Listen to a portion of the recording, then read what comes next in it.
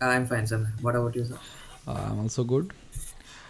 Okay, so I was going through your CV. You did your articles from PG Bhagwat LLP, right? Yes, yes. Okay, come to your brief introduction along with the learnings which all you got into your articleship, please. Yes, okay. So I'm Kaustubh Kulkarni from Pune. I have recently qualified a chartered accountancy in November 23 first attempt. I have done my graduation and the 12th from Symbiosis College, which is a renowned college, one of the renowned college. I have secured third rank in 12th standard, and also I have done my schooling from a local school in the Pune, where I secured second rank. I have completed my articleship from the PJ Bhagat LLP, which is one of the well-known and the top firm in the Pune.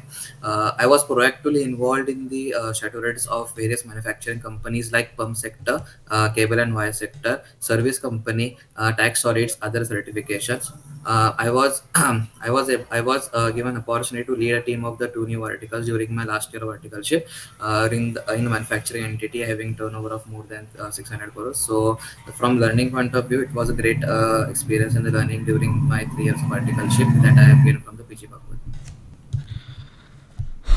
Okay, what is this overhead testing? So when I was doing the audit of the manufacturing entity, so there I used to there we for inventory we used to break up the inventory in various parts. So I was given the responsibility to test the overhead testing. So what we used to happen that okay, for valuation of an inventory we used to bifurcate the expenses in various heads. So there were two factors basically. First one, the material overhead testing, and other and second part was others. So in material we used to charge the freight expenses over the entire production, and secondly there was the other expense which were required for the production of the inventory like rent, electricity, maintenance services. So we used to identify all those expenses and we used to allocate them on the inventory basis on the basis of the production. You mentioned that the turnover of entity which you had audited is around 600 crores. How does the turnover of an entity impact your skills? Let's suppose I'm giving you an example. If I have a candidate who have audited a firm or an entity whose turnover is 4,000 crores. So, what do you think that what is the shift in skills I will find in that candidate as compared to you? You have audited 600 crores. uh, so turnover I think is the approach remains the same. What you audited, the approach remains the same because might be 400 crores or 4,000 crores. The procedures, the analytical skills that you have will be applicable to all the amounts that you are going to audit in the Okay. company. Hmm. So the approach needs to be clear and the procedure needs to be clear. Yes, that's all. You also did some variance analysis. Can you tell me that which kind of audit procedure is this? Variance analysis and all. So variance analysis basically the analytical procedure that we do as per SA 520. So basically, during the limited reviews, we used to more focus on the analytical part rather than watching in So there detail. are two kind So of that audit procedures. You might also aware that there is substantive procedure, test of details and all, and analytical procedure. yes, Do you think yes. substantive procedure is insufficient where we do test of details and all? Why do we need actually these analytical procedures? Sir, these both two procedures are important for the audit because substantive procedures has its own importance. Like in order to check the details, the accuracy of the documents, more of the substantive procedures takes care of it. While the analytical procedure gives a bird eye view, while it is important during the risk assessment as well and during the at the close to the end of the audit where we have to check whether the audit has been going as per our plan, as per our objective or not. So though these both procedures are important for conducting the audit. Okay. Yes. So you did 3 years of articleship, no industrial training, right? Yeah. Have you thought ever Uh, that I should also go for industrial training?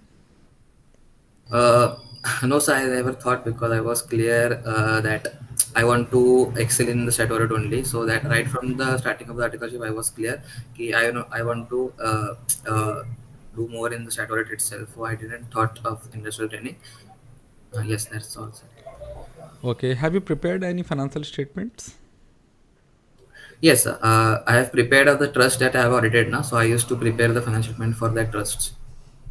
Okay.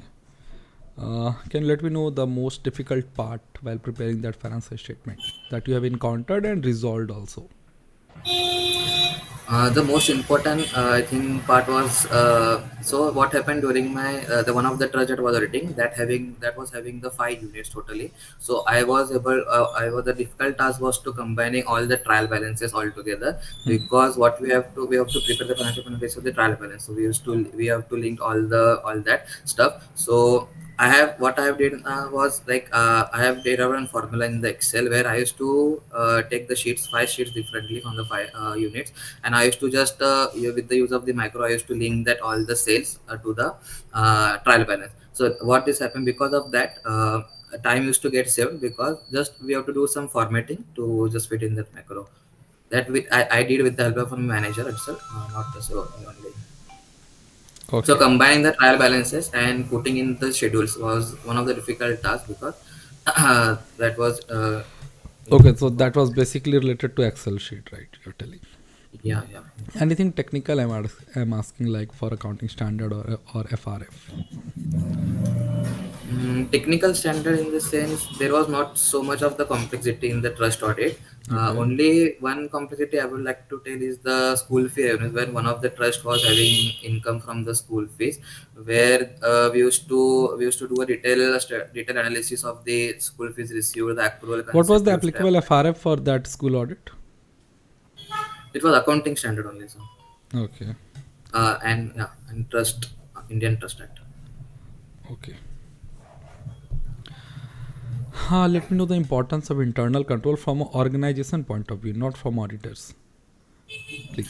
Yes, so internal control, sir, basically it is very much important from the management Hmm. so as to keep the control over all the happenings within the organization.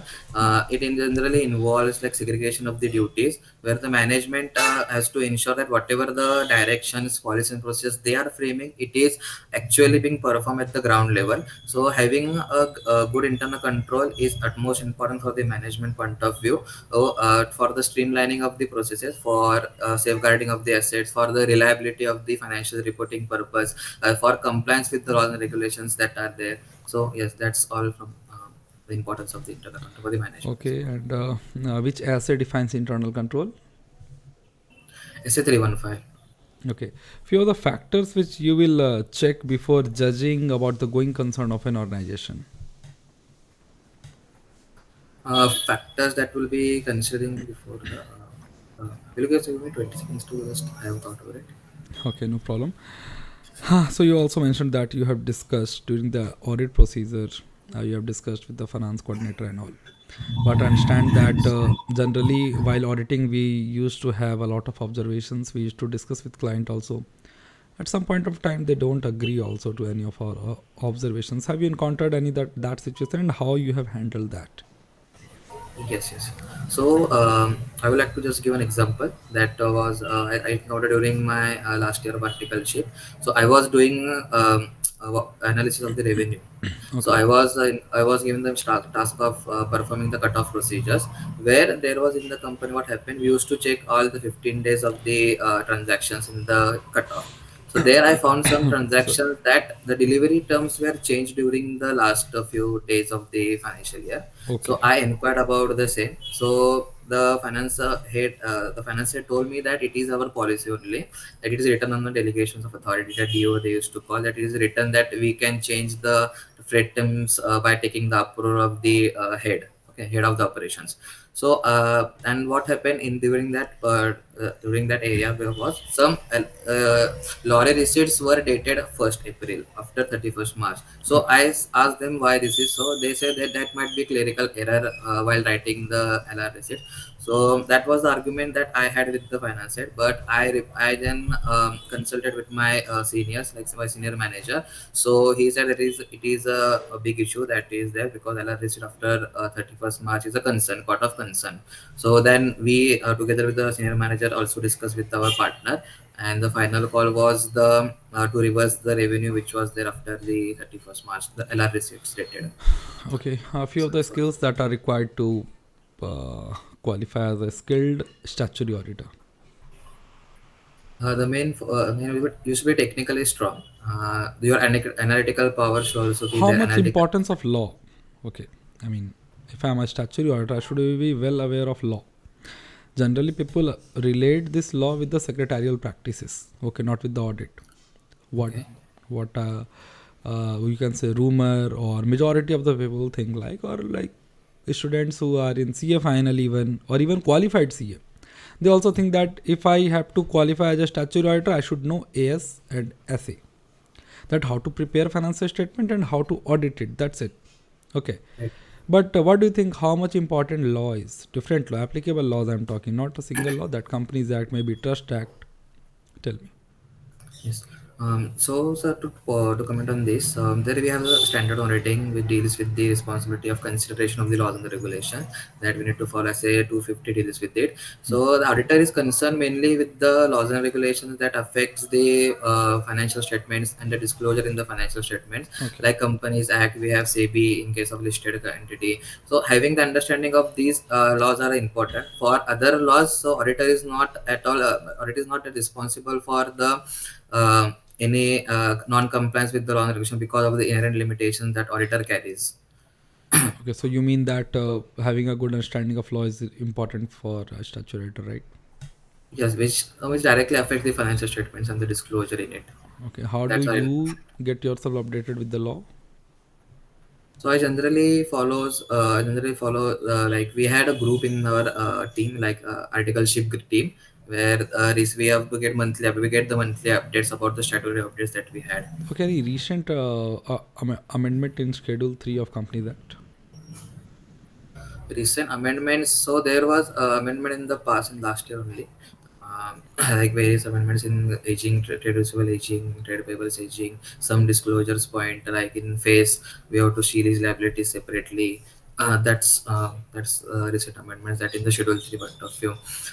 There was an amendment with respect to audit trail as well in the recent. Okay, what is the purpose of all these disclosure? Means, what I recall is in Schedule 3 there are a lot of things elaborate. They are like very elaborative disclosure, and they are making amendment like that. They are making that from now it should be disclosed as unsecured and this and this. So why they are making it more and more frank? I can see. What is the purpose? The main purpose of financial statements and we as auditor is to give the users the confidence about the company. So Okay. before investing money in a company, the user should be 100% sure that they are investing in the right company. So basically, to build the confidence in the users, the more and more regulations are there, and more disclosures are there for the better understanding. That's awesome. Okay. So you mean that to enhance the user's understanding of the financial Uh, statement, right? right. Okay. Okay, so I'm just asking with you one more case since you did income tax audit also, right? Yes, tax audits. See, suppose this is your financial statement. Okay, on the debit side you will find purchases and all. Okay, credit side you will find sales. Sales minus purchase you will find your profit. Okay, assume there is no indirect expenses. It's just purchase, sale, and profit. On purchase you will pay income tax or GST. GST. GST. On sale you will deposit to the government income tax or GST. We will GST only. GST. So on the purchase you paid GST, on the sales you paid GST, Yeah. and on the profit you will pay income tax or GST. Yes, we will income tax. Income tax. So you said purchase I paid GST, sales I deposited GST, profit I am paying income tax. Don't you think profit is a part of the difference of sales and purchases? So why the government is asking tax again on my profit? So because sir, the purchase, the GST we pay on the purchase, we get the ITC for it. It in the business, and if it is not available, we claim the expense reduction in it. So just to elaborate with an example, say I have purchased for a good for 100 rupees, I paid 18% GST. 18, let's say 10 rupees GST I paid. Okay. So 110 total purchase and 10 is the ITC that I have available. I have sold that good for let's say 110 and GST applicable is at 12 rupees. So before depositing the 12 rupees, I did not pay 12 rupees total. Okay. I will pay only 10 rupees, only 2 rupees until I will utilize against the ITC. So GST concept is basically that the final consumer has to bear the burden and not the manufacturer or the trader. An income tax is like the difference between the sale and the purchase. So if GST is available, then purchase amount will be 100 only and sale amount will be 110 only. But like you mentioned that after setting off, we paid 2 rupees, you said, right? Yes, yes. So that 2 rupees is out of my pocket, na? No, that we will collect from the customer. Okay. Okay. So you mean to say that on purchase we get ITC, on Yes. sale we collected from customer. So nothing went from my pocket. Whatever No, tax I have paid on the profit. profit only. Yes. How about your Excel skills? I'm good at Excel. Few of the formulas or thing you can do remarkable in Excel. Um, Sir, there are formulas like beta validation, we have to say what analyze during the analytical procedures. As we use we if we want to highlight a particular, let's say a particular text or text, not particular, let's say description or uh, that we need to highlight in the data validation. Plus, VLOOKUP is widely used in the Excel. VLOOKUP, HLOOKUP, and also formulas like SUMIF are very important. SUMIF, it's one of the most important formula that I see. Another, if we say the advanced level of Excel, then it is macro VBA with the VBA and that stuff. Yes, Excel. Okay. And Tally also you have worked upon. Yes, Tally ERP. What is this Power BI? The Power BI is basically an analytical tool. Basically, if you want to present any particular data more effectively, by communicating more effectively, that can happen in the Excel as well. But it is more Power BI specifically for data analysis and data visualization that creates an impact while presenting PPT, at let's say anything to the seniors or the partners. Okay. How do you rate your soft skills out of 10? So I will rate at 8. Why?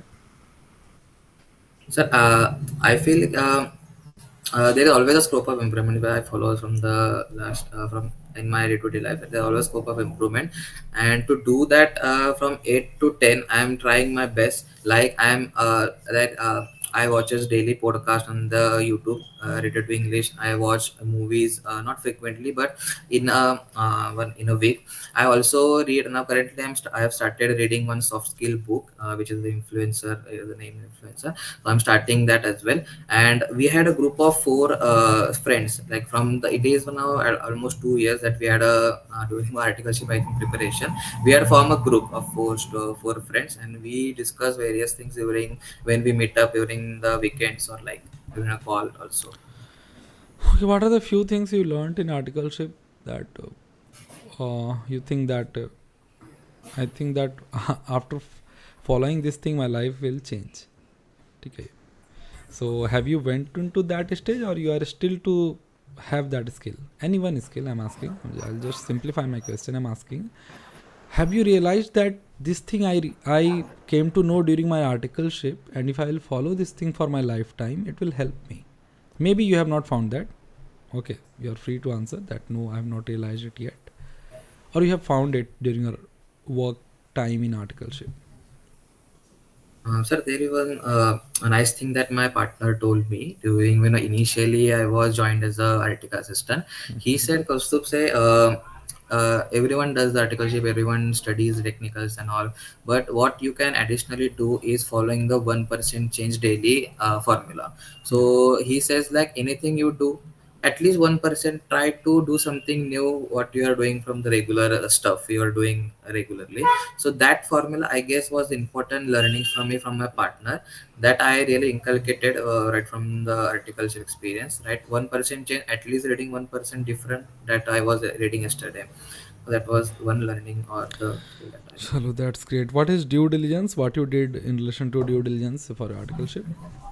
Yes. So, sir, what we have to do is that the company that I was auditing was Hmm. having borrowings from the banks. So, as per RBI circulars, like the banks which the banks have to submit a due diligence certificate from their clients, so certified by chartered accountant. So, we used to report on around 24 clauses as on of the company. like to just to give ensure that the company is liquidated, and it has a right amount of the borrowing power is within the limit. It has insured all the assets. It has not defaulted any statutory compliances. So it was a requirement of the RBI that we had to report on the specific 24 clauses, and that due diligence we used to do to a company. Okay. The strength. So my strength is, so I would like to say three strengths I would like to highlight. First is the self motivation. So I feel I'm a self motivated person because, just to give an example, during my CA final examination, just before 2 days I fell I fell sick. Okay, so but due to my this attitude of being a self motivated and self discipline, I completely ignore that what I am suffering right now. My focus was clear that I want to clear examination anyhow in the first attempt. So that really helped me for giving the exams confidently. Secondly, second strength is like I'm good at managing the people, and I'm good at managing the people. See, right from the my schooling is where I used to lead as a class representative, as a head boy during my school, and also during the articleship I have handled many assignments. I've led many assignments of the team. So that makes that I feel that I am good at managing the people. And thirdly, sir, I am a very easily adaptable person, and I just get adapt to the very changing situations very quickly. That is my sense. Okay. Your family background. So we are a family of four. My father is working as supervisor in Chitra Transport. My mother is a busy housewife, and my elder brother, is a computer engineer and doing great in his career. Great. So, just tell me something about chartered accountancy. Like, you are almost a chartered accountant. Okay. So, what do Yeah. you think, other than this technical and all, auditor, audit, tax, and all, what do you think that becoming a chartered accountant will have an impact on your life and the life of others? Yes. Sir, chartered accountancy has a great impact in my life because I can clearly differentiate when I was before enrolling in the chartered accountancy, and now I'm in chartered accountancy and what I'm feeling right now. So the chartered accountancy has a great impact in the sense that it has improved my personality. Previously, I used to fear a lot while talking to the others, while talking to the peoples out there. But due to chartered accountancy, particularly during the articleship experience, hence I get to interact with lot of people, lot of great personalities out there. So that has really made me a self confident person. Also, the main thing that I like about the chartered accountancy is like it gives you the feel of being valued and being prestigious. As also it has no the most important thing, it's no discrimination and on the caste basis or like. So that's the all things that I really like about the chartered accountancy, and I'm loving it to be chartered accountant. Okay. Okay. Okay. So, I am almost done with all of my questions. You have any questions for me? Yes, not question in the same, but I'm curious to know a few things from you. First of all, means if I joined as your team member, what do you expect from a new fresher, or I mean, your team member? What do you expect? See, in our organization, all the even new joinee, all the employers, I can say, new joinee or experience, they are being valued in a similar manner. Okay, but we basically explain that you guys are new. Okay, and what I always believe that you guys have more knowledge related to amendment. You guys have more open the box or out of the box thinking. Okay, so whenever I'm a partner, okay, and if some senior consultant or consultant came to discuss something, I ask a lot of questions to them. I'm telling you this. I have not told this thing to any of my consultant and senior consultant in my team, but I'll ask a lot of questions. The purpose of asking that question is to check that whether you are clear at your work or not. See, we are at the oversight level. Okay, we'll see the things based on my experience. I would be able to highlight that where all the gray areas may be. Okay, and that gray areas mainly depend on, once I realize that how skilled you are. If I'll ask you one or two questions, I'd be able to figure out that in the assignment which you took to me for the purpose of review, wherever I can find the mistake. So I ask a lot of questions. If you'll answer all the questions properly, then I will have more confidence in my review. While reviewing, I would be like, okay, this thing he was aware of, he might have taken care of that. Okay.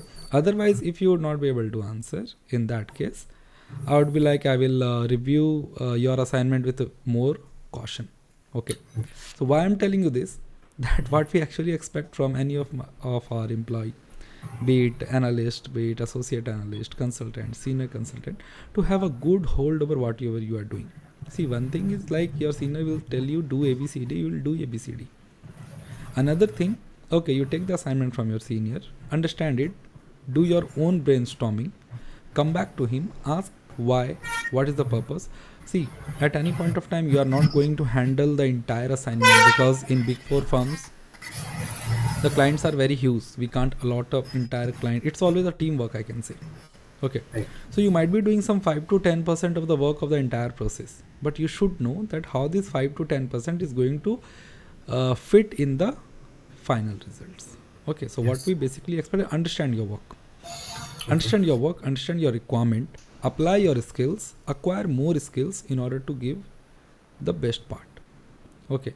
And whenever go for review, whenever come to your senior, just you should have a proper hold of what you have done. Because I have encountered a lot of my team members who have freshly joined, newly joined, or even have some experience. They are also like, if I'll ask 1-2 questions, they're like, I need to check on this, or sorry, this I have not checked. So this is what not being expected from any of the employee. If you have worked on something, means I mean to say that if you have assembled one car, you are taking that car to an expert to get it checked. If the Right. expert will ask you, they expect that you know each and every screw of that car, that where you have fitted what, where you have fitted what. And if you'll say that, oh, this I mean where I just call, so I definitely would have doubt. Carry a learning attitude, understand your work, take responsibility, take accountability, upgrade yourself, update yourself. This is what is being expected, and this is what important for your growth. One important thing is generally what new joiners, or there might be, it is based on the sentiment of employees, they can think that okay, I will learn all this thing and work for the organization. You should realize that it is for your betterment. Okay, everyone Sure. expect growth, Yes. and growth comes from learning. Okay, so this is what expected. It is not I don't think that is very high tech demand. Okay, as a Yes, fresher, this is definitely. what expected. Anything else? So last thing I would like to know, so how is the performance evaluation done at our firm? So how we evaluate the performance of an executive, let's say. See, there is a policy in regard to that. Okay, and most of the thing is being handled by HR. Okay, okay. So I would not be able to elaborate you more, but it's based on our review and the final analysis of HR that is being decided. Okay, Okay, so there okay. is a separate team, but I would 100% assure you that the process is very transparent. Okay, there is no biasness in that kind of thing, that okay, the performance evaluation of some employees are like this and that. In that context, or on that part, our firm is very, very much strict and transparent, I can say. Yes, yes, fine. Yes, Anything so that's else? also. Okay. Thank you, sir. Chalo, I'll pass your feedback to HR and she'll get back to you. Okay. Thank you. Thanks. Yes, sir. Wait Sure. for 2 Thank you. seconds. Okay. Coming back. Sure.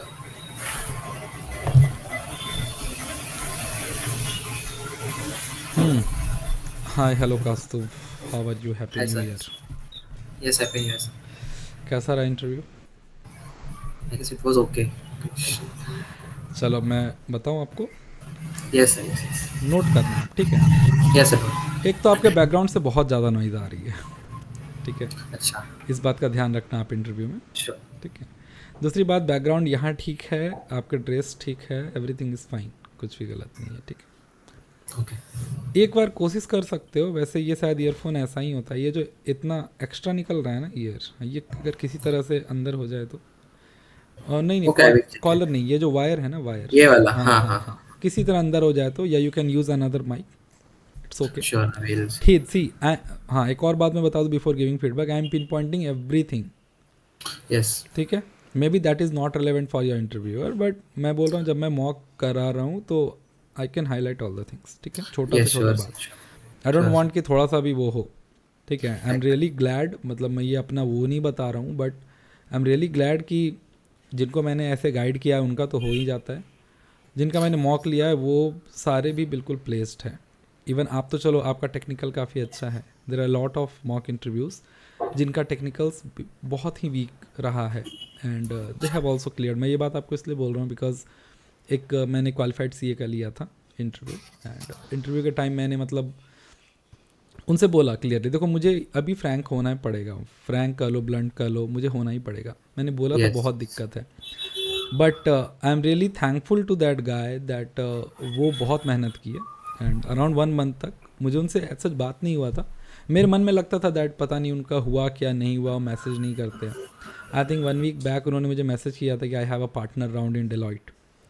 तो first of all चलो मैं तो बहुत खुश था, partner round में आ गए तो अब हो जाएगा. तो मैंने उनको बोला आपने मुझे बताया क्यों नहीं if your interview got scheduled, because जैसे अभी आपका इंटरव्यू हुआ है ना, तो I will Yes. Help you with the materials. कल को आपको कुछ दिक्कत होता है you can message me, I will tell you, ठीक है. Sure, sir, sure. तो ऐसा मत करना कि खो गए कहीं जाके, ठीक है. No, no, हाँ, never, never. तो यू कैन आस्क, थोड़ा मुझे टाइम लग सकता है रिप्लाई करने में but I will tell No you. issues.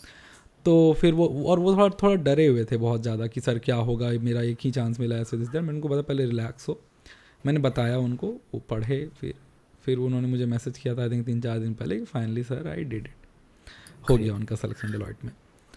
तो एंड वो इतने अंडर कॉन्फिडेंट हो गए थे कि he was looking for USI office, Deloitte USI, EY GDS. GDS. But होता है ना वो थोड़ा सेकंड प्रेफरेंस होता है, पहले लोग इंडिया प्रैक्टिस में ही आना चाहते हैं. Right. तो मैंने उनसे सबसे पहले यही पूछा कि डेलॉइट यूएसआई, बोले नहीं सर इंडिया प्रैक्टिस, ठीक है.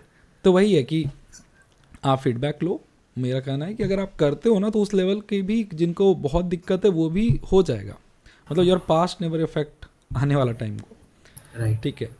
तो आई am really happy for him, इसलिए मैंने आपसे शेयर किया, ठीक है.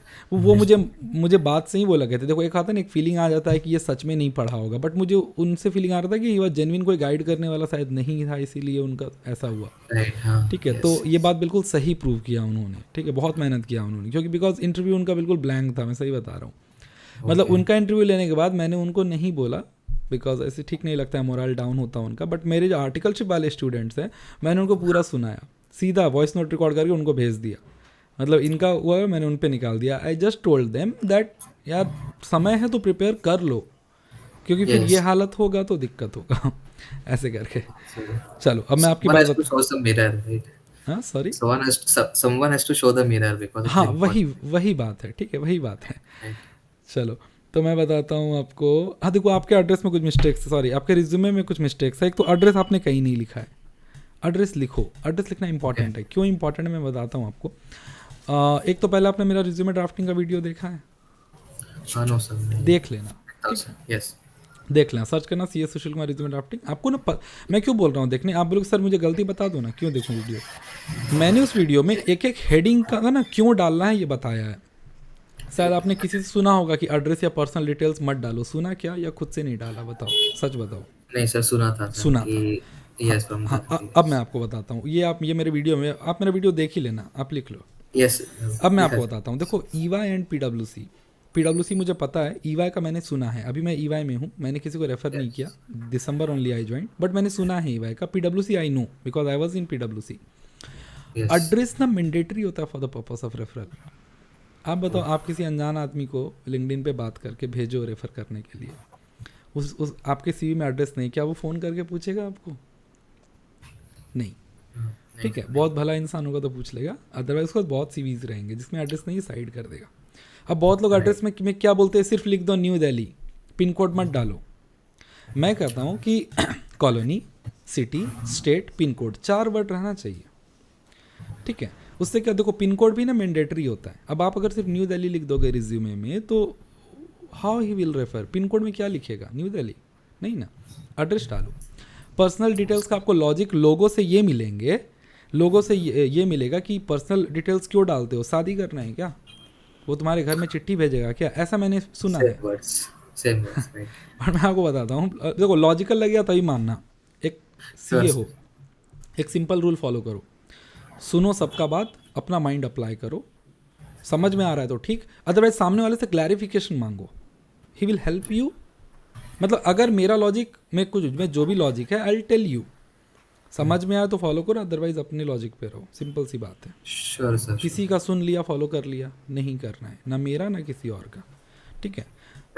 इवन मैंने उस अपने वीडियो में ही बोला है, अपने आर्टिकलशिप के भी स्टूडेंट्स को बोलता हूँ कि जिस दिन मेरे लॉजिक से भारी लॉजिक कोई दे दे, लॉजिकल लगे, मान लेना उसका बात, ठीक है। अब मैं आपको बताता हूँ, क्या आपने ये बात सुना है कि इंटरव्यू में पर्सनल पूछा जाता है, tell what your family background, या सुनने चाहते इंटरव्यूअर की फैमिली कहाँ कैसे या एड्रेस, ये क्वेश्चन बनता है कि नहीं बताओ। यस, क्या यस आप बनता उस है। समय मुझसे कह सकते हो कि why do you want to know what my father do, you want to send some marriage proposal to my father, it's a no, professional interview, don't talk me personal, नहीं बोल सकते ना। नो, पता है क्यों पूछा जाता है?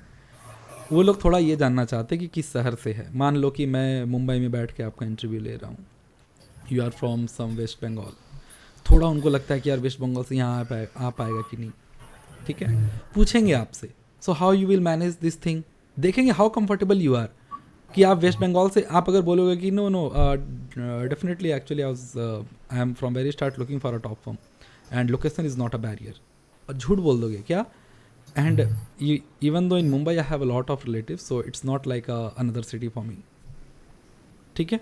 तो ये आपका यस, कॉन्फिडेंस देखना चाहेंगे। अब एड्रेस ही नहीं है कहीं आपका रिज्यूमे में, सिटी नहीं है, तो पर्सनल डिटेल्स में कुछ ज़्यादा नहीं डालना है, father's name, date of birth. अब बोलोगे डेट ऑफ बर्थ क्यों, इसमें भी लोग करते हैं मना, बिना जाने से कुछ भी बोल देना है।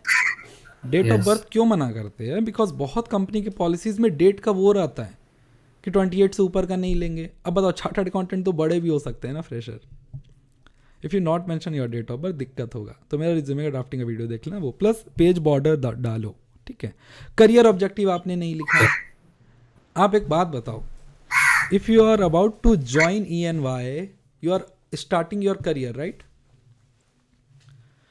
Can I expect a person who doesn't know his career objective and is joining EY? नहीं, मैं पूछूंगा नहीं आपसे करियर ऑब्जेक्टिव, वो रहना चाहिए यहाँ पे। Now you will say that sir मेरा पेज फुल हो जाएगा, फ्रेशर का CV एक पेज का रहना चाहिए। थोड़ा सा यस, काम को ना समराइज करो, आपका समराइज हो जाएगा। जैसे आपने लिखा है ना, देखो बहुत बातें रिज्यूमे में इतना नहीं लिख देना कि आप बोल ना पाओ। ये जो बात आपने लिखा है ना, मैंने कोऑर्डिनेटेड किया, ये वो दिस दैट ऐसे करके बात किया फना, उसको एक वर्ड में शॉर्ट ट्राई करना, शॉर्ट करने का। मेरा रिज्यूमे का फॉर्मेट ले लेना, आप देखना कि मैंने काम को कैसे लिखा है। मेरा CV, अब मुझे 4 years एक्सपीरियंस हो गया, माई CV इज़ 3.5 पेज। अब नाउ जब EY का काम ऐड होगा, इट विल गो 4.5 पेज। वैसे मेरा एक और ओपिनियन है कि एक फ्रेशर CA का CV 1 पेज से एक्सीड कर सकता है। लॉजिकल है, आप खुद सोचो ना, इतना को में नाम एड्रेस आ गया, करियर ऑब्जेक्टिव 4 लाइन, एजुकेशन, कोई CA से, कोई अगर CFA CS कर रहा हो, उसका एजुकेशन क्वालिफिकेशन और बढ़ जाएगा। कोई आर्टिकलशिप बिग 4 से करे या कोई अच्छे जगह से करे, जैसे आपने किया है, हाफ पेज उसमें चले गया। मैं किसी का अचीवमेंट्स बहुत ज़्यादा होगा, टेक्निकल IT स्किल्स लिखना है, कहाँ लिखेगा?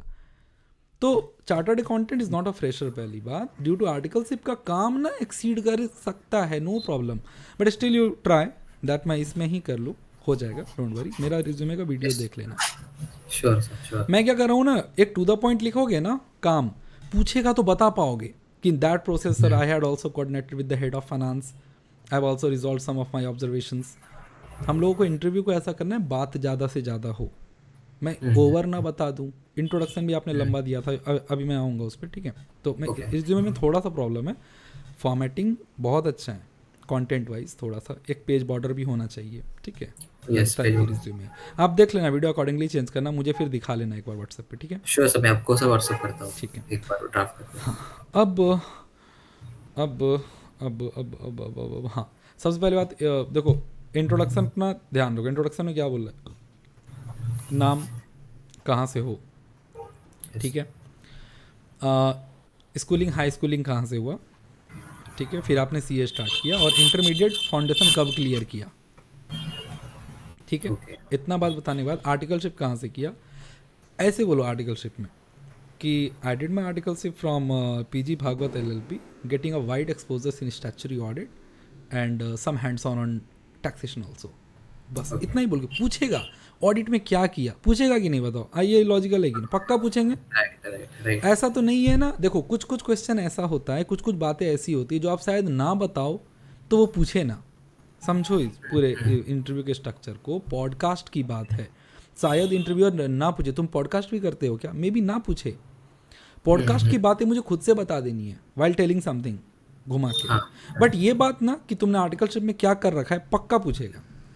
श्योर। उसको ना कैसे कॉन्फिडेंस के साथ बोलो, have got wide exposure in statutory audit, खुद से बोलो वाइड, खुद से बोलो कि my statutory audit, the exposure of statutory audit in my articleship firm was very strong. पक्का पूछेगा क्या है स्ट्रॉन्ग, क्या वाइड एक्सपोजर, ऐसा क्या तुम अच्छा कर लिया। ये वर्ड आप इसीलिए बोल रहे हो कि वो पूछे। थोड़ा टैक्स किए तो बोल सकते हैं and a bit hands on taxation. देखो आपने बोला है बिट हैंड्स ऑन टैक्सेशन, जब पूछेगा तो बोलोगे कि डिड दिस ज़्यादा डेप्थ में जाएगा, दिक्कत कर रहा है, तो बोल सकते हो that this part I have not touch in articleship. तो आपको एक्चुअल ना बोलना ही ऐसा बात है कि वो आपसे पूछे फिर वो बात जो बात आप पूछवाना चाहते हैं, ठीक है। बट थोड़ा कॉन्वर्सेशन बढ़े आगे, ठीक है, हाँ थोड़ा कॉन्वर्सेशन बढ़े आगे। आप मूव थोड़ा ज़्यादा कर रहे थे, आप ऐसे से थोड़ा ज़्यादा हो रहे थे वो बोलते समय, थोड़ा सा देखो ऐसा आना चाहिए, ऐसा आना चाहिए कि उनको फीलिंग आए दैट आपका हैंड्स थाइस पे है।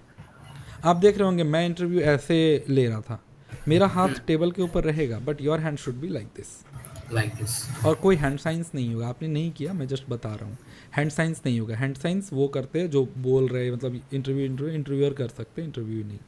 इसीलिए मैंने जानबूझ के एक बार आपको बताया था, तो मैं अपने हैंड साइंस किया था कि मैं देख रहा था कि आप भी करते हो गया, ठीक है। तो आपने नहीं किया, अच्छी बात है वो। इंट्रो को शॉर्ट रखना प्लीज़, ठीक है। शॉर्ट मतलब मैंने जो जो बोला बस उतना ही बोलना है, वो रिक्वायर्ड। अपने बारे में बताओ, एजुकेशन डिटेल्स बताओ, from schooling, high schooling to C A वाली बात। हॉबीज़ बताओ, इतना भी ज़्यादा ना हमको टेक्निकल में टच नहीं, हॉबीज़ अपना बताओ। हॉबीज़ आपने कहीं चर्चा नहीं किया। स्ट्रेंथ वीकनेस मत बताना इंट्रोडक्शन में, strength weakness is a separate question, और स्ट्रेंथ वीकनेस एक ऐसा क्वेश्चन है जो आपको इंटरव्यू जिता सकता है। राइट। स्ट्रेंथ वीकनेस में आप स्ट्रेंथ वीकनेस में मैं आपको अभी एडिशनल मटेरियल भेजूंगा, जो भी मॉक अपना वो कराते हैं उनको मैं एडिशनल मटेरियल। वैसे आपने एक बात मेरी एडिशनल मटेरियल की बोली, आपको मैंने पहले भेजा हुआ है क्या? नहीं नहीं। एक बात आपने एग्जैक्टली वो बोला जो मैं बताता हूँ बोलने के लिए, ठीक है। हाँ, तो मैं आपको एडिशनल मटेरियल भेज दूंगा, उसमें ना एचआर के सारे क्वेश्चन है। देखो बिहेवियरल जो क्वेश्चन होते हैं ना, उसका आंसर ऐसे करना चाहिए कि उस पर कोई क्रॉस क्वेश्चन ना आए। ये बात हमेशा ध्यान में रखने का, उस पर कोई क्रॉस क्वेश्चन ना आए। तो मैंने उसको वैसा ही बनाया, आप वो भी कर लेना, ठीक है। मेरा स्टैच्यूरी ऑडिट का वीडियो देखा आपने यूट्यूब पे, इंटरव्यू का प्रिपरेशन वाला वीडियो देख लिया? यस यार, उसमें ही मैंने बोला था कि एडिशनल मटेरियल मुझसे ले लेना टेलीग्राम पे, अगर आपको याद हो तो, ठीक है। हाँ, तो जो इनरोल कराते हैं मॉक में या अपने APCFA प्रोग्राम में, मैं उनको सेंड करता हूँ, आपको मैं सेंड कर दूँ, मुझसे ले लेना याद दिला के, ठीक है। सर एडिशनल मटेरियल भेज दीजिए, ठीक है। ठीक है। चलो, उसके बाद मैंने एक बार पूछा आपसे, क्या आपने प्रिपेयर किया फाइनेंशियल स्टेटमेंट? आपने बोला हाँ। ये वर्ड नहीं बोलना है, प्रिपेयर्ड नहीं बोलना है। इवन आप प्रिपेयर किए हो, सब लोग करते हैं, मैंने भी किया था, नहीं बोलना है, because we don't prepare financial statement, ठीक है। It's always prepared and presented by management, we put it into the format of FRF, ठीक है। तो ऐसे बोल सकते हैं कि the not exactly prepared, the bookkeeping, accounting and all has been done by management, however the disclosures, how to put it into the FRF and the final presentation we have given it in our form, ऐसे, ठीक है। Right. और उसमें ज़्यादा enter करे तो बोल देना कि मतलब we have also assisted them in the preparation, assisted in preparation, यहाँ तक बोलना। इससे ना आपका समझदारी दिखेगा, वो भी समझ जाएंगे दैट बनाया तो सारा यही होगा बट जस्ट ऐसे कर रहा है, ठीक है। क्योंकि हम लोग को टेक्निकल को लेके चलना है। अभी आप मेरे फॉर्म में आ जाओगे, फिर हम लोग अंदर जो करेंगे अलग बात है, बट अभी जब बात कर रहे हैं ना, तो आई विल एक्सपेक्ट कि आप ऐसे से एकदम स्टिक रहो, ऐसी वाली बात है, ठीक है। अब मैंने क्या बोला कि हाँ क्या क्या आपको पार्ट कुछ डिफ़िकल्ट रहा था, ठीक है। आपने वहाँ पे पहला वर्ड क्या यूज़ किया, बाद में आपने डिफ़िकल्ट बोला, आपने पहला यूज़ बोला कि द इम्पॉर्टेंट मुझे क्या लगा, I have not asked important, I have asked difficult. I know वो फ्लो में निकल जाता है, बट ध्यान रखना कि मैंने पूछा द डिफ़िकल्टी, बताओ डिफ़िकल्टी, मैंने बताया ऑब्जर्वेशन, बताओ ऑब्जर्वेशन, ठीक है। मे बी वर्ड का उसमें करके दिक्कत हो जाए। एक और बात, मैंने जो आपसे बोला कि CA का बताओ, एज अ CA क्या लगता है। आप CA का बताने तो ठीक से स्टार्ट किए, मेरे में कॉन्फिडेंस आया फिर बाद में आप बोलना कि this thing I like about C A, I love about C. देखो मेरा क्या क्वेश्चन था, what do you think that C A बनने के बाद तुम पे इम्पैक्ट होगा या लोगों पे इम्पैक्ट होगा। बट आप बताते बताते इसमें आ गए कि ये मुझे सी ए कोर्स में बहुत ही अच्छा लगा। अच्छा लगा। ठीक है, तो क्वेश्चन को ध्यान रखना है, क्वेश्चन का रिक्वायरमेंट को फुलफिल करना है, दैट्स इट। ये कोई 12 मार्क्स का तो एग्जाम नहीं है, 12 मार्क्स के क्वेश्चन की मेरे को एलैबोरेट करके बोला। ऑलवेज फोकस दैट क्या पूछा गया है, बहुत ध्यान से सुनने का इंटरव्यू में, सुन लो, समझ लो, रिलैक्स होकर आंसर कर दो, दैट्स इट। ठीक है, एंड लास्ट में बिल्कुल उनके रिक्वायरमेंट के अकॉर्डिंग आंसर करने का, उनको सेटिस्फाइड टाइप का फील होता है। ठीक है, Yes. कैमरा के ज़्यादा क्लोज नहीं आना, एक बार आप ऐसे आ गए थे थोड़ा सा, ठीक है, कैमरा के ज़्यादा क्लोज नहीं आना है। मैंने पूछा, देखो ये सुनने का थोड़ा सा वो है, ठीक है। मैंने पूछा वाई 8, मैंने बोला सॉफ्ट स्किल्स, आपने बोला 8, मैंने बोला वाई 8, आपने बोलने लगा इंप्रूवमेंट की बात। ये हर स्टूडेंट के साथ होता है, पता नहीं क्यों। मैंने पूछा वाई 8, 8 क्यों, आपको अपना पॉजिटिव्स बताना था कि सर मैंने ये किया इसीलिए 8। आपने बोला there is scope of improvement उस 2 के बारे में, तो आई विल इम्प्रूव ऐसे वैसे नहीं। मैंने पूछा वाई 8, ठीक है, तो क्यों आपने 8 अपने आप को रैंक किया, tell me about that 80% which you said. ठीक है, प्रोनाउंसिएशन Yes. आप थोड़ा ठीक करो अपना, इन्वेंटरी थोड़ा सा ठीक करो अब, और अब ये ठीक एक्सपेक्ट है। किया ही जाएगा। ठीक है, मतलब वो सुन के कुछ चीज़ें में टाइम लगेगी, सुन के चीज़ें ठीक होगा, ये वो अब नहीं सही लगता है। In the interview feel join sir I was valuing the inventory, ऐसे बोलोगे नहीं सही लगता है। ठीक है, देखो मेरा भी ना प्रोनाउंसिएशन बहुत बिगड़ा हुआ था, एंड मुझे याद भी नहीं है मैंने कब सुधारा।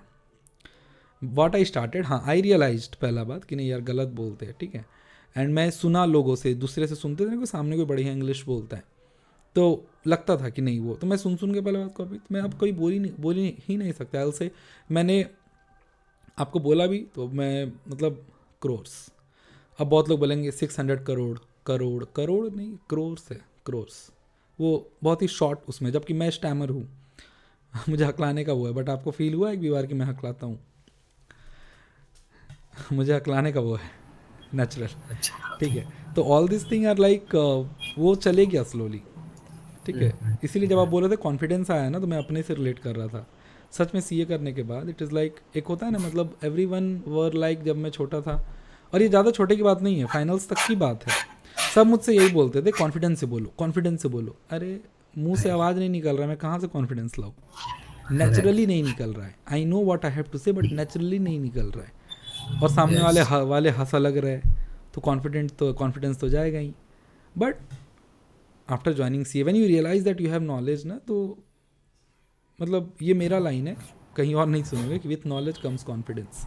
ये बात मैंने फील किया है जब मैं अच्छे से पढ़ने लगा ना, जब मैं इतना पढ़ने लगा कि मैं साथ वाले को बता पाऊँ, फिर मुझे ऐसा लगा दैट हाँ मैं गाइड अच्छा करता हूँ, मैं इतने स्टूडेंट से बात की, मैं अपना स्टैमर का प्रॉब्लम हटाने के लिए ही ये काम करता हूँ, दैट मैं वॉइस नोट पे ही बात करता हूँ। ठीक है, कि मैं इतने लोगों से बात हाँ। करूँगा तो मेरा, और हो गया ऑलमोस्ट। ठीक है, I think 95% I have improved.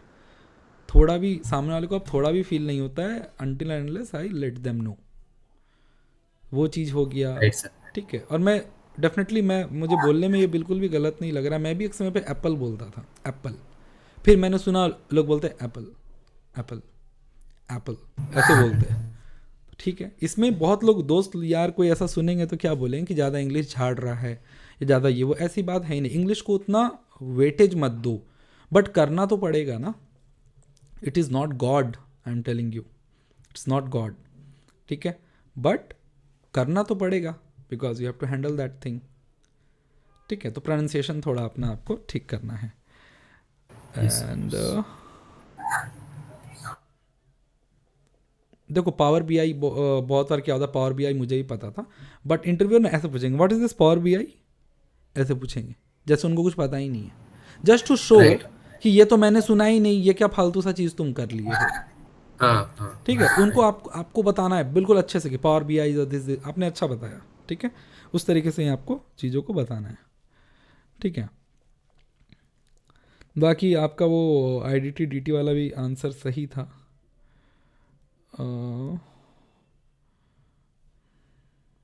हाँ, एक बात आपने बड़ा गलत किया, मैंने पूछा आपसे कि what is the F R F for trust, and वो आपने बोला accounting standard and Indian trust act. F R F क्या होता है?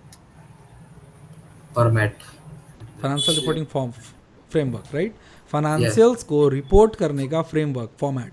Framework format. Yes. Accounting standard and FRF is No, different, no, different, ये different. बात याद रखना, ठीक है? इसीलिए बोला ध्यान से क्वेश्चन को सुन के और आंसर करने का, ठीक है? एफआरएफ ये फॉर्मेट है। देखो अकाउंटिंग स्टैंडर्ड्स, अकाउंटिंग करने के तरीके, सिंपल सी बात। Standard Yes. On auditing, audit करने के तरीके। Financial Okay. Reporting framework, financials को रिपोर्ट करने का फॉर्मेट, तरीका नहीं, Format. फॉर्मेट। हाँ, वो फॉर्मेट Yes. एक्चुअल में उस फॉर्मेट में कुछ कुछ डिस्क्लोजर्स दिए हुए हैं, but that is not accounting standard. वो डिस्क्लोजर्स है, सिर्फ डिस्क्लोजर्स है। वहाँ Right. अकाउंटिंग का तरीका कहीं नहीं लिखा हुआ है, फील फोकस।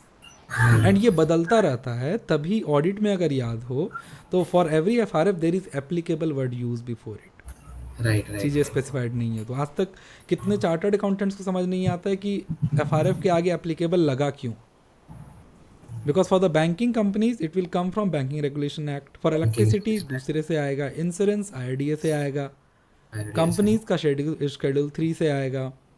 Right. नॉर्मल कोई है तो उसमें नॉर्मल हम T shape version sole proprietor में बना, इसलिए एप्लीकेबल एफआरएफ बोला जाता है, ठीक है?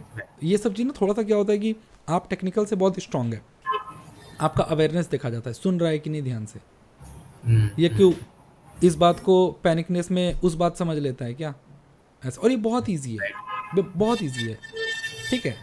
इस चीज़ बस ध्यान से सुनो, ध्यान से। If you have not understood sir can you please come again, पूछो, ठीक है? बाकी आपका अब मैं आपको बताता हूँ पॉजिटिव्स, बिल्कुल टेक्निकल बहुत स्ट्रांग है, और स्ट्रांग कर लो। जो भी चीज़ आपको लगता है कि कारो शायद मैंने अमेंडमेंट नहीं पढ़ा, हाँ शेड्यूल 3 का अमेंडमेंट आपने स्पेसिफिक नहीं बताया, आपने बोला 1 साल पहले आया था, इसमें था क्रेडिटर एजिंग में था, डेटर एजिंग नहीं, स्पेसिफिक बताओ कि yes I recall a amendment, it was around a year back, the amendment was that the debtors ageing would be like this this this this this, तो earlier it was this, now it was this, बस खत्म। छोटा बोलो, बता दो, confuse state में ना खुद रहो ना उनको रहने दो, ठीक है? Okay. Try to be specific. हाँ स्पेसिफिक, और ज़्यादा बोलना हाँ है, आपने अच्छा। स्पेसिफिक बोला तो ये आपने मेरा मॉक भी देखा होगा, तो मैं सबको बोलता हूँ ऐसे ऐसे आंसर करो, 1 2 line 3 line done, Right. 1 2 line 3 line done. ऐसे मत आंसर करो कि 1 2 लाइन 3 लाइन, 4th लाइन में सो दिस वाज कि उसको फीलिंग ना आए कि ख़त्म कब हुआ। You should know your head and tail, Okay. ठीक है? यहाँ अब उसमें क्या होता है ना, देखो आपने अच्छे से आंसर किया, बट 4th लाइन में जाके जो गड़बड़ा दिया ना, तो वो पहला भी भूल जाता है। उससे अच्छा है कि 3 लाइन बोल के चुप हो जाओ, उनको पहले हम भाई बताया, कुछ बताया is always good with blank, good as compare to blank, ठीक है? तो मैं अब ये बोल रहा था टेक्निकल से स्ट्रांग है, फेशियल एक्सप्रेशन से आपको देख के कोई नहीं बोलेगा कि ये डरा हुआ है, ठीक है?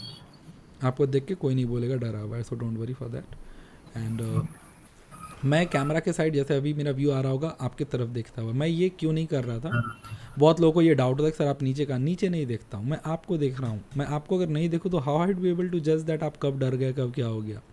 Right, right. तो ये मुझसे बहुत लोग बोलते हैं कि सर आप जब इंटरव्यू, मैंने रिकॉर्डिंग्स अपलोड कर रखा है ना, तो बहुत लोग बोलते हैं आप सर सामने क्यों नहीं देखते। मैं सामने, अरे यार मैं कैमरा में सामने देखना मतलब कैमरा में देखना, ये हुआ आपको देखना ना, ठीक है? Yes, yes, yes. ये तो चीज़ मैंने सोचा था मैं लिंक्डइन पे इस बात को लेके पोस्ट करूँगा, बिकॉज बट अभी मैं ये बात क्या लूँ, मेरे पास टाइम नहीं है बिल्कुल भी, थोड़ा भी ये सब बात लिंक्डइन पे कभी डिस्कस कर। आप मेरे लिंक्डइन के पोस्ट देखोगे तो विल ऑलवेज फाइंड ये सेशन हो रहा है, वो सेशन हो रहा है, ये Right. दैट्स इट, और कुछ नहीं। मुझे बहुत मतलब इस इंडस्ट्री में जो लोग बड़े लोग हैं, कह सकते बड़े लोग, मैं इसलिए बोल रहा हूँ बिकॉज वो लोग भी गाइड एंड ऑल करते हैं, मैंने उनसे भी सुना है दैट ये मॉक इंटरव्यू लेता है बट इसको इतना नहीं पता है कि सामने देखना होता है। Oh. यार मुझे पता है कि सामने देखना होता है, but if I not see towards the candidate how you जज, क्योंकि मैंने पता है बहुत सारे स्टूडेंट्स को क्या देखा है, आपने नहीं किया, बहुत अच्छी बात है, वो ऐसे करेंगे सर ऊपर नहीं देखने का बहुत गंदा लगता है, या नहीं तो ऐसे देखेंगे सोचना है ना, डाउन देख के सोचो, वो भी सर नहीं, नज़र सिर्फ डाउन। Right. आई अंडरस्टैंड कि कोई क्वेश्चन नहीं आता है तो फेस टू फेस नहीं मैच किया जाता है, ठीक है? तो आप डाउन देखो, I am not able to recall right now, sorry. Yes. या तो बता दो, बट ऐसे ऐसे तो कहीं कैंडिडेट ये तो नहीं कर रहे, इसीलिए मैं वो नहीं देख रहा, तो कहीं आपको भी ना लगे कि सर मेरे तरफ नहीं देख रहे थे क्या, मैं एक्चुअल में आपकी तरफ देख रहा हूँ। लैपटॉप स्क्रीन यहाँ है, आपका स्क्रीन इधर आ रहा है, तो मैं ऐसे देख रहा हूँ, कैमरा मेरा वहाँ है, ठीक है? मैं कैमरा देखूंगा, मैं एक्चुअल में आपको नहीं देख रहा हूँ, आपको लगेगा ऐसा, ठीक है? Right, right. चलो तो ये सब चीज़ें, हाँ, टेक्निकल्स को आप और स्ट्रॉन्ग कर लो, अपना रिज्यूमे पर ठीक कर लो, कुछ कुछ चीज़ें का वो है। Yes. और Yes. प्रैक्टिस करो थोड़ा, और बोलने का और प्रैक्टिस करो, थोड़ा सा कॉन्फिडेंस आना चाहिए, टोन मैटर्स। अभी you might have realize that जब मैं इंटरव्यू ले रहा था मेरा टोन अलग था, ठीक है, और जब मैं Right. अभी बोल रहा हूँ तो मेरा टोन अलग है, ठीक Right. है। तो Right. इंटरव्यू को बिल्कुल एक परफॉर्मेंस समझो कि you are performing for half an hour और 40 minutes, there you have to act. आपका टोन चेंज हो जाएगा, आपके एक्सप्रेशंस चेंज हो जाएंगे बिल्कुल। जहाँ Right. ज़रूरत पड़े वहाँ पे थोड़ा स्माइल भी करो। मैं बिल्कुल रोबोट की तरह ऐसे हो के ना इंटरव्यू दूँ, मतलब हिलना डुलना नहीं है। आई एम जस्ट टेलिंग कि हल्का सा head movement, it will show that you are confident, comfortable. जो Yes. कंफर्टेबल रहता है वो थोड़ा सा यस सर, या ओके, या कोई ऐसा बात हो गई, कुछ बिहेवियरल क्वेश्चन है बता, जैसे मान लो कि उन्होंने पूछ दिया कि why you have pursued chartered accountancy, और आपके पास कुछ इंटरेस्टिंग आंसर है, तो आप इस तरीके से स्टार्ट कर सकते हो। मान लो आप अभी सीरियस थे, ठीक है, coming to this question, why have pursued chartered accountancy, actually फिर सीरियस हो जाओ। मतलब ये उनको ऐसा फील होना चाहिए कि आपको, आप भले ही वो बना के आंसर बोल रहे हो, ठीक है, बट उनको ऐसा फील होना चाहिए कि आपको कुछ याद आ गया कि आपने क्यों सीए Ah, परस्यू किया था। you see. Yes. फिर आप बताओगे दैट मुझे हमेशा से ऐसा लगा है कि मेरे प्रोफेशन में प्रेस्टीज हो, मेरा एक प्रोफेशन ऐसा हो जो थोड़ा सा बेटर रिकॉग्नाइज हो, ठीक है, ये मुझे हमेशा से ऐसा लगता था। Right. After clearing my 10th I started to explore क्या है कैसे है, I had good interest in the numbers, so I thought that chartered accountancy which also called the army of Indian economy, मैंने सोच किया मुझे ठीक, मतलब इसको बना लेना, ठीक है। मैं Right. जस्ट ऐसे ही मैं पॉइंट्स बता रहा हूँ, वाई सी ए, ये सब ऐसे मेरा वो HR वाले क्वेश्चन में है जो आप एडिशनल मटेरियल लोगे। तो Okay. वही, आपको कुछ नहीं करना, आपको टेक्निकल्स और स्ट्रॉन्ग कर लो, प्रैक्टिस प्रैक्टिस Yes. प्रैक्टिस करो, थोड़ा प्रोनाउंसिएशन सुधर जाए और भी अच्छी बात है।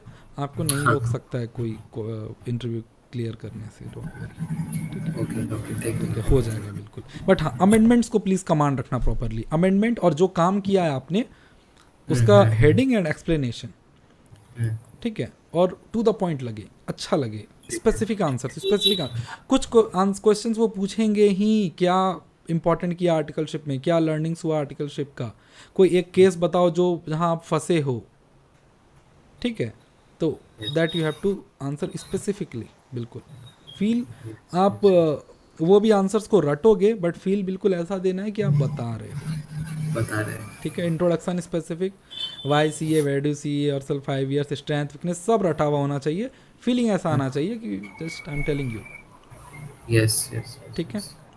चलो, आपको कुछ Okay. पूछना है तो पूछो। वैसे हाँ, I would like to upload this interview on YouTube, कोई प्रॉब्लम नहीं है आपको, बिकॉज ये अच्छा इंटरव्यू Okay. था, बहुत अच्छा अच्छा. इंटरव्यू था, Okay. ठीक है ना। Thank you. Thank you. चलेगा सर, कोई बात नहीं. तो Yes sir. कुछ है So आपको I अगर guess. क्वेश्चंस तो आप मुझे अभी बताओ, अदरवाइज आप प्लीज़ कनेक्ट रहना। मैं ये हर स्टूडेंट्स को Sure, sir. बोलता हूँ कि रहना कनेक्ट, मुझे कोई Will. दिक्कत नहीं, मैं ऐसे ना वैसे रिप्लाई कर ही लूँगा। Students Yes. ही होते हैं जो बिजी हो गए, इधर हो गए, उधर हो गए, आई डोंट नो। चलो, ठीक है, Oh, sure, sure. I think every हाँ, question was answered. Yes sir. चलो प्रिपेयर Sir, करो एंड मुझे 100% अच्छे से. बताना, ठीक है। Yes, sure, sir. I will be in connect with you. Okay, चलो, it's Definitely. Really nice to talk with you. Yes, it was it was really great interview, sir. Thank you. अभी confidence थोड़ा सा build हुआ है. Now बिल्कुल I will होगा, be working और on it. Practice कर, मैंने बोला with knowledge comes Yes, confidence. yes, yes, आप जैसे जैसे yes. रियलाइज़ करोगे ना कि अब मुझे ये भी आ गया, अब मुझे वो भी आ गया, अब मुझे वो भी आ गया, एंड एक बात और रियलाइज़ करो कि आप चार्टर्ड अकाउंटेंट हो, इतने बड़े तो मैं बेवकूफ़ नहीं ही हूँ आएगा और बता ना पाऊँ, ठीक है। Right, sir. हाँ, ऐसा भी नहीं है होगा दैट आए और मैं बता ना पाऊँ, ये बात का हमेशा कॉन्फिडेंट रहो। मैं हमेशा कहता हूँ कि ये घमंड करने की बात नहीं है। आप चार्टर्ड अकाउंटेंट है तो उतना वैल्यू तो रखोगे ना, उतना कॉन्फिडेंस तो रखोगे। अब शेर अगर बोले कि मैं शेर हूँ तो घमंड कर रहा है क्या? नहीं। अब कोई नहीं, नहीं. गधा बोले कि मैं शेर हूँ तो उसे बोला जाएगा ओवर कॉन्फिडेंस। तो Right, इतना right. रखो कॉन्फिडेंस कि मैं अब क्वालिफाइड हूँ। यार कहाँ लोग सीपीटी में रहते हैं, सीपीटी सीखते सीखते आईपीसीसी में आते, पढ़ते पढ़ते दिन रात एग्जाम निकालते, आर्टिकलशिप ज्वाइन करते, आर्टिकलशिप कर लिया, सीख लिया, कंप्यूटर पे काम कर लिया, क्लाइंट को हैंडल कर लिया, इतना कुछ तो कर लिया। अब कोई मुझे कुछ पूछेगा एंड मुझे आएगा तो मैं बता नहीं पाऊंगा क्या? ऐसा फील करो, you will Right. Feel more confident, Okay. ठीक है। Yes, yes. Sure, sir. Sure. चलो, good day. Yes. Thank you, sir. Have a good day. Bye, sir. Bye.